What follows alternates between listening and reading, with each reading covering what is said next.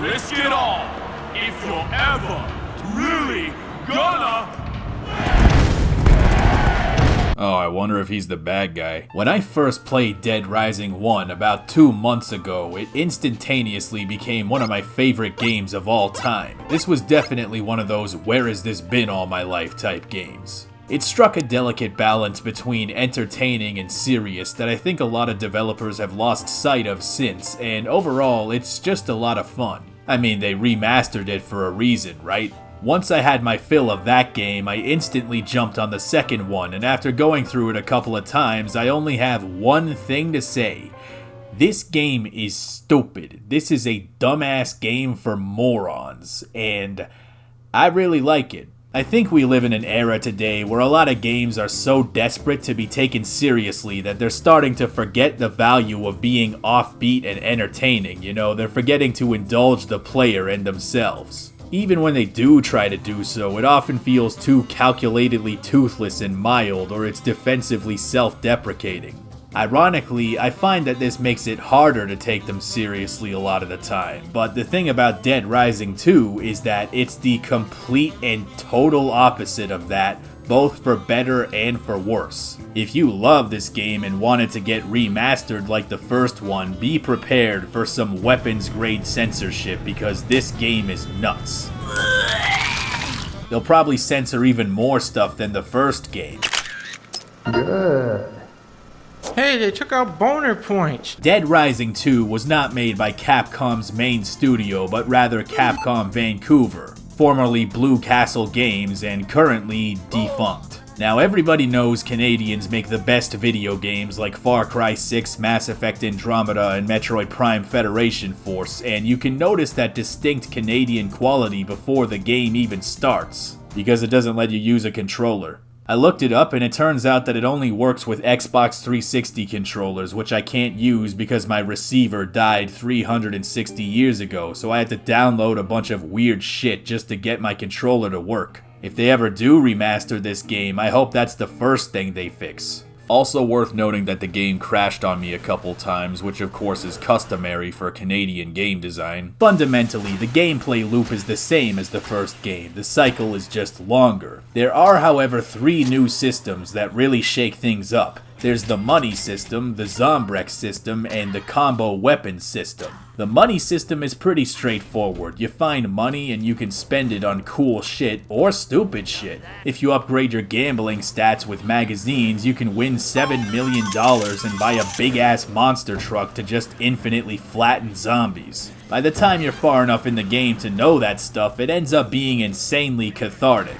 I love it when games reward you for playing well by giving you fucko weapons that let you go crazy, like when Metal Gear gives you stealth camo and infinite ammo, of course, because the gun is shaped like an infinity symbol. No more questions, please. But it isn't just a bonus thing. Sometimes you'll actually need money to convince survivors to join you because they gambled all their life savings away, or because they're an artist who can't sell anything and you have to buy their art so they don't become zombie Hitler 20 years later. Then there's the Zombrex system. This is pretty intimidating the first time around. Katie needs Zombrex every 24 hours, which means you have to actually have some on hand to give to her. This gets intense on your first run when you don't know where it all is, and on subsequent playthroughs you'll meet other infected people who also need Zombrex, and it becomes an interesting game of rationing and budgeting and difficult choices because you must always have some available. On your first playthrough, you'll probably have to be like, sorry Bubby, I need this because I care more about my daughter than some guy at the pharmacy. But on subsequent playthroughs, when you actually do know where everything is, you can truly be the hero of the day.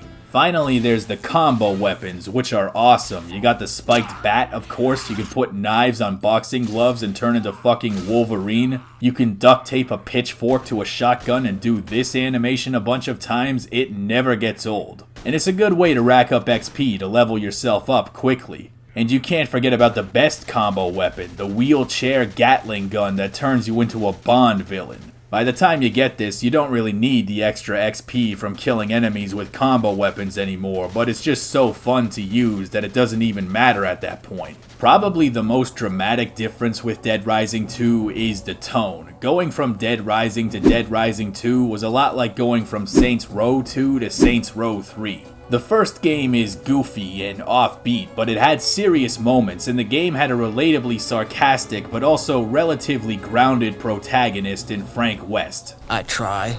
I think what made Frank work as a character in that context isn't that he was a badass because he was training for some shit for his entire life, but because the circumstances he dropped into were completely unknown and left him with no other choice. I mean, how is he supposed to know there was gonna be a killer clown or a guy that does this to you? Somehow these things made him relatable, even though he's a giant ape man that can do kung fu. Dead Rising 2 takes place 5 years later and follows a motocross champion who goes like and he works for an evil pimp that looks like Eddie Murphy who runs a TV show where people kill zombies with motorcycles, and then he tries to kill you with kung fu lesbians that were probably cut from an obscure off-the-record Tarantino movie, and they keep making jokes about premature ejaculation. You don't have much stamina. What do you mean? I have 5 health left. This game almost feels like a parody of the first game rather than a sequel. It has so little restraint with stupid shit that it's rarely more than one intellectual unit of measurement removed from something like Dick Dukem. The survivors are pretty memorable. There's this one where you have to judge 2 guys' shitty stand-up routine. What do sloppy zombies get on their clothes when they eat?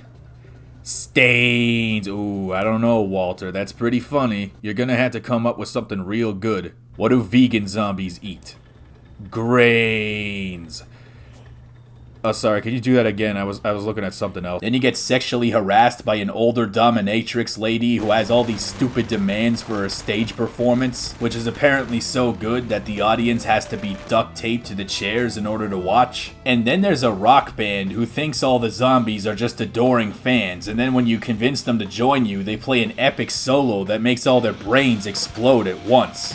This game came out the same year as the Scott Pilgrim movie, could you tell? There's a really dumb one where a woman gets locked out of her room during some kind of Vegas sex party and she's too embarrassed to walk around without any clothes on, so to make her feel less self-conscious, you have to go halfway across the mall to a men's underwear store, take off all your clothes, and then walk all the way back to bring her to safety. Like, lady, it's a zombie apocalypse and you're worried about your reputation? Get your priorities straight. Because the survivors sometimes give you money and or Zombrex rations, there's more incentive to save some of them, especially on subsequent playthroughs when you know who gives you what, even when your stats are all maxed out and you don't need the experience anymore. That tactical angle adds an extra level of replay value that isn't quite there in the original game, although the game doesn't have an infinity mode as far as I know, so that really sucks. Everything about this game screams excess, right down to the setting of the game. I think there was something about the setting of the original game being a shopping mall in a rural Colorado town that I'm not even sure is a real place that makes it unique and compelling. At least compared to most games that take place in the real world, where it's either New York or Los Angeles, England, or downtown Toronto. Willamette or Willamette or Will.I.am is a decidedly average place where presumably nothing ever happens until it does. I can't quite put my finger on it, but I think narratively this somehow makes it more palatable. You wanna know where Dead Rising 2 takes place?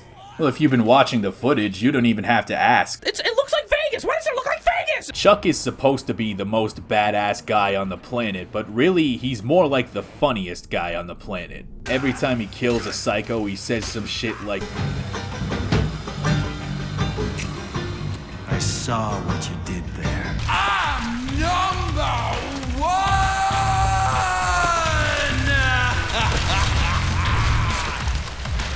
Yeah, you're on fire.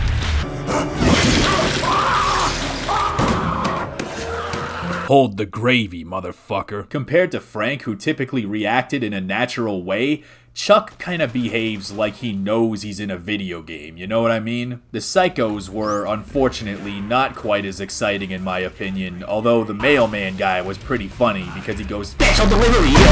In terms of game design and functionality, I think this game is a bit of a double-edged sword. On the one hand, there are a lot of things that work way better than the first game. I didn't notice the NPCs having that much trouble getting stuck on terrain and whatnot, but some of the design choices feel a bit more rigid. Remember in the first game where you could win a sniper duel with hockey pucks? Well, in this game, if you want to win a sniper duel, you basically need a gun. At least that's how it felt. Even though you have all the funny tools and interactable set pieces and combo vehicles, the design of certain challenges made me feel discouraged from experimenting with all that stuff, and a lot of my time playing this game was farming guns off of specific enemies so that I could actually fight back. You can also move while aiming now, which gives the impression that they were trying to make this game appeal to the, especially at the time, rapidly growing third-person shooter sensibilities. When you look at it that way, it makes a lot of sense that the guns feel way more punchy and weighty in this game than they ever did in the original.